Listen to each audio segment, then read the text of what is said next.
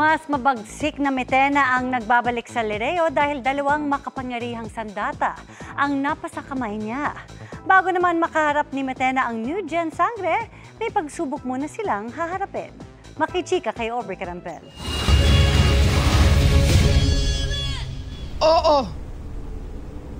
Buhay ang inyong gera!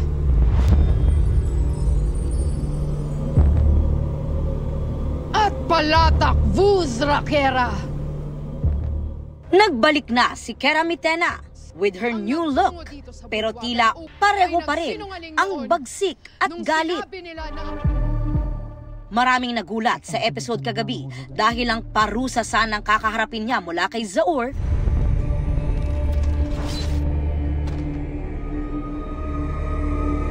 napigilan nang dumating sina Olgana at Veshdita.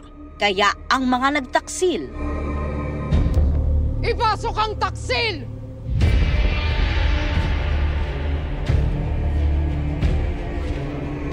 pinarusahan ng mas malakas at mas makapangyarihan na Kera dahil bukod sa setro mula kay Ether, hawak na rin niya ang sandata na kabilan ng mga mandirigma mula sa tribo ng Adjantao.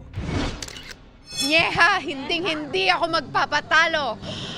Kaya sa pagbabalik ng ni Metena, she will actually have a more internal journey. Mas marami na siyang matututunan about herself, about sa past niya.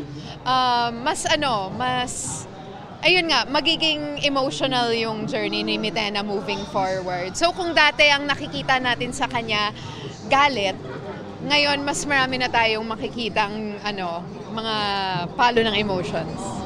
Para kay Rian, ang pagganap as Metena, isa sa kanyang greatest blessing na ipinagpapasalamat niya.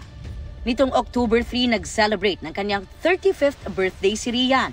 Nagkataon nga raw na sa kanyang mismong birthday ay nagbalik naman siya sa taping para sa pagpapatuloy ng Encantadia Chronicles Sangre, kung saan sinorpresa siya ng kanyang co-stars at production team.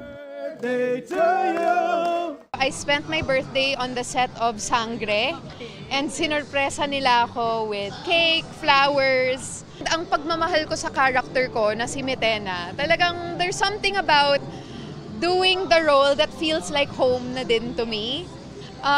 So my first day back on set, which was my birthday gift, was so, it felt natural. Tama ang aking kutob kung bakit tayo dinala ng Ada rito. Samantala, nakabalik na sa Encantadia ang mga Sangre na hawak na ang kani-kanilang mga brilyante, na nagbalik na rin ang mga kapangyarihan.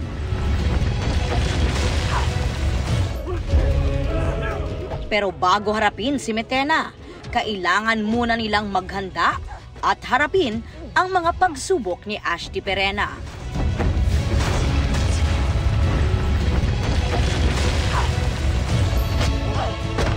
Aubrey Carampel, updated Showbiz Happenings.